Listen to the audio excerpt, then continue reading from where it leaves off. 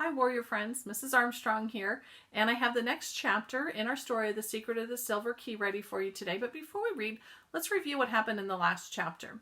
In the last chapter, Fribble was trying to find out what the letters W or APS meant and WFSC.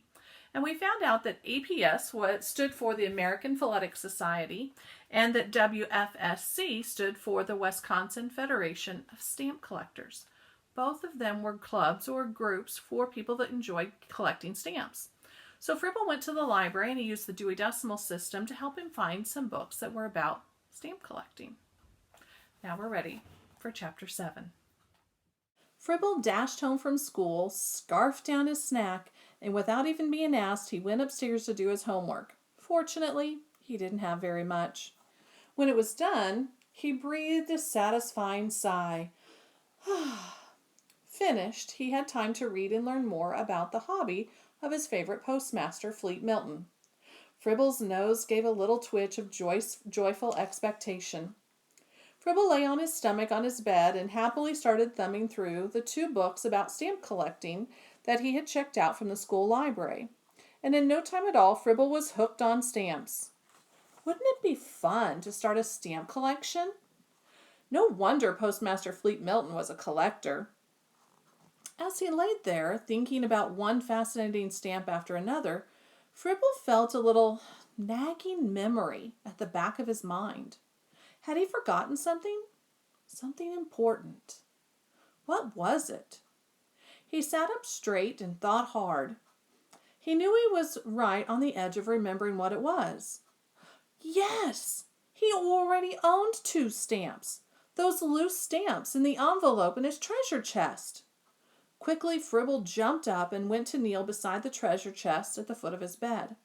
He unlocked it and pulled out his baseball cards, mitt, cap, and ball and dumped them in a heap on the floor.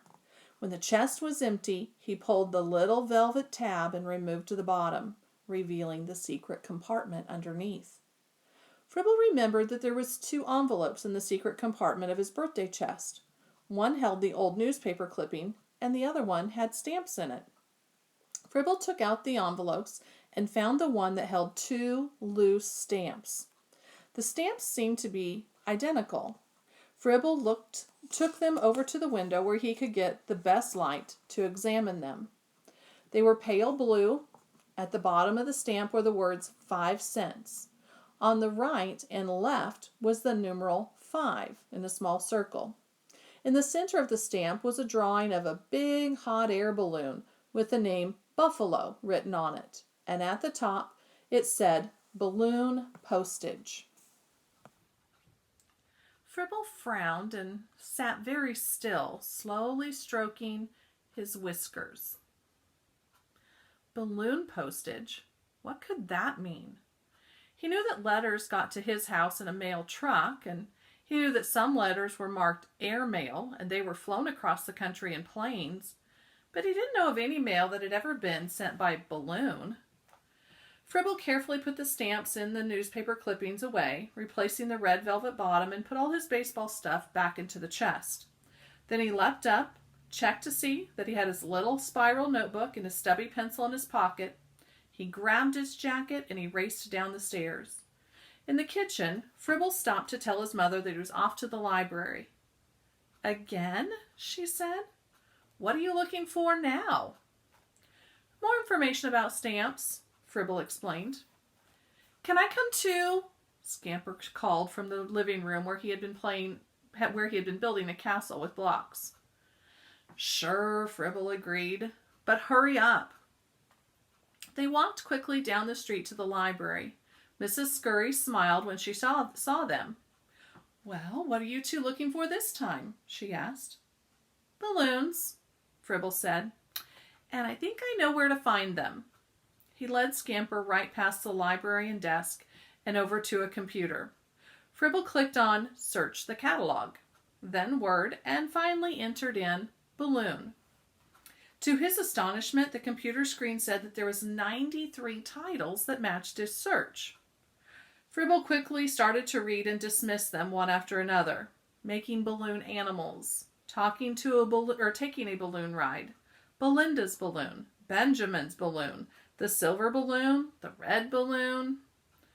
Drat, Fribble said. None of these are what I want. I guess typing in balloon isn't enough. I'll try airmail balloon. Carefully, Fribble typed in the words. This time, there was only one match. Fribble read the description. This book was a fiction story about a little girl who wanted to send someone by balloon to the moon. He groaned. This book won't help either, Fribble said. His whiskers drooped. Well, what kind of book are you trying to find? Scamper asked. I'm trying to find a book that'll tell me if the mail has ever been sent by balloon, Fribble said. Maybe we need some help from Mrs. Scurry, Scamper suggested. Fribble went over to the librarian and told her what he was looking for. She looked puzzled. That's a hard question, she said, leading the way back to the computerized catalog. Let's try airmail history and see if that gives us anything. Up came a title on the computer screen, Flying the Mail. Its call number was 3H3.14. Why don't we take a look? Maybe it'll mention balloons, Mrs. Scurry said. So Fribble wrote down the call number, and all three of them went to search. Fribble found the book, and he carried it back to the table. He stared at the heavy book filled with small print. I don't think this book is for second graders, he said. It'll take forever to read. Well, it is for adults, Mrs. Scurry agreed, but you don't have to read it all. Let me show you. We'll look up balloon in the index and see if it's mentioned. She flipped to the back of the book, and she ran her finger down the index until she saw balloon. It's here. Her voice sounded excited. Fribble leaned in close to see where she was pointing. Thanks, he said, pulling the book closer to him. It says to look on page 127. Quickly, he thumbed through the book. On page 127, he saw the heading, Balloons, and he began to read out loud. Balloons have sometimes been used to carry letters.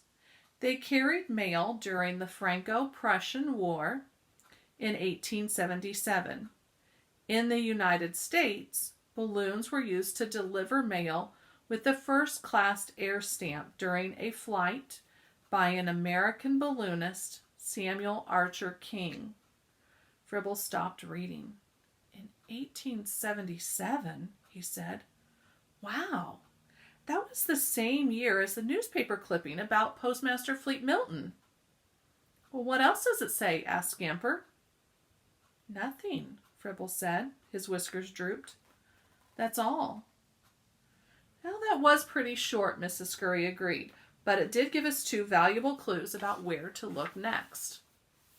What clues? Fribble asked. Well, it mentioned the first airmail stamp. Well, is there a book about firsts? Fribble asked. As a matter of fact, there is, Mrs. Scurry said. On our reference shelf, we have a book that's called Famous First Facts. She led the way to the reference section and took down the book and handed it to Fribble. Do we look in the index? Fribble asked as she carried the book back to the table. That's right, Mrs. Scurry said. Under balloon or what? Asked Scamper. Let's try Postal Service, suggested Mrs. Scurry. She watched as Fribble turned to the back of the book to find the index and looked down the entries. It's here, Fribble squeaked.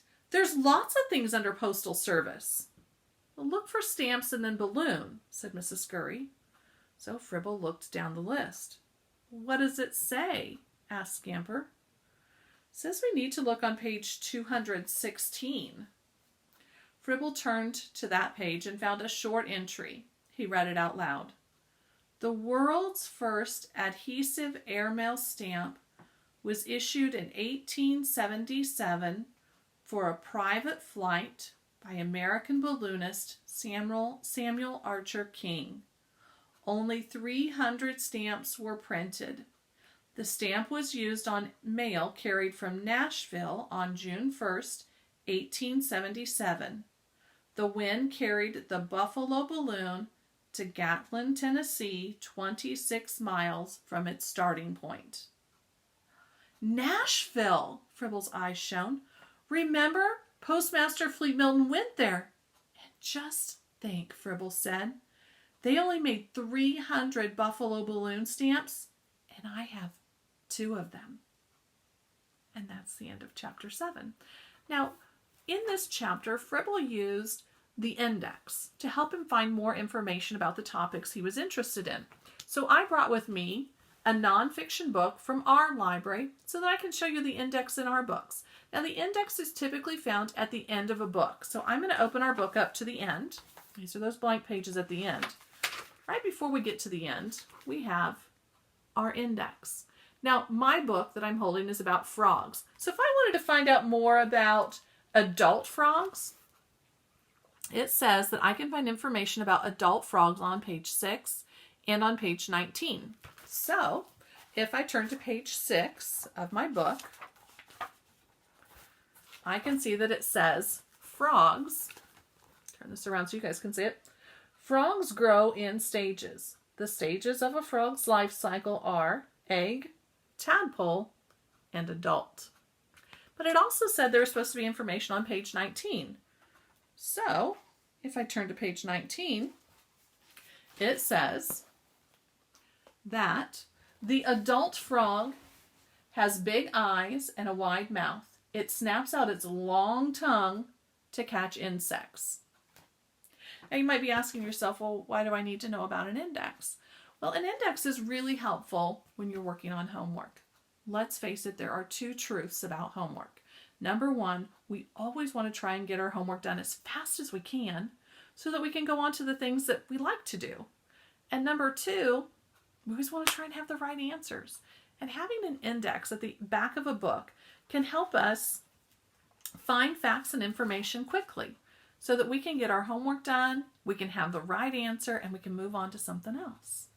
So remember, the index is always at the back of a book. It's a list of all the topics that are found inside the book you're reading. Thanks for joining me today. I'll see you soon. Bye.